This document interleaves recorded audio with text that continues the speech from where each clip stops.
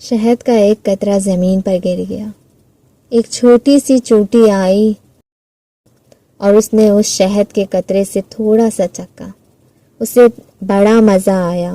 اسے کام سے جانا تھا، تو جب وہ جانے لگی تو اس شہد کا مزہ اس کے منہ میں مزید پانی لانے لگا، اور مزید پانی آنے لگا تو وہ پھر سے پلٹی اور اس شہد پر منہ مارا اور کہنے لگی کیا زبردست اور مزیدار ہے شہد، کتنا میٹھا ہے، آج تک ایسا شہد نہیں کھایا۔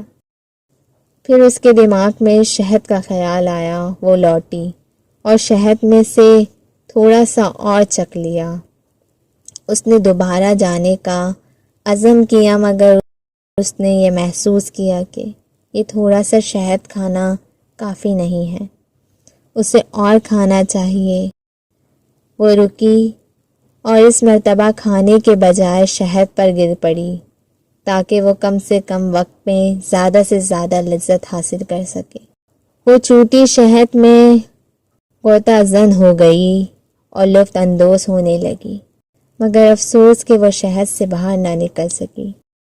شہد کی چکنائی کی وجہ سے اس کے پیر زمین سے چپک گئے تھے اور اس میں اتنی ہلانے کی طاقت نہ رہی کہ وہ اپنا آپ کو وہاں سے چھڑا سکے، اور وہ شہد میں ہی رہ گئی، یہاں تک کہ وہ اسی میں ہی مر گئی۔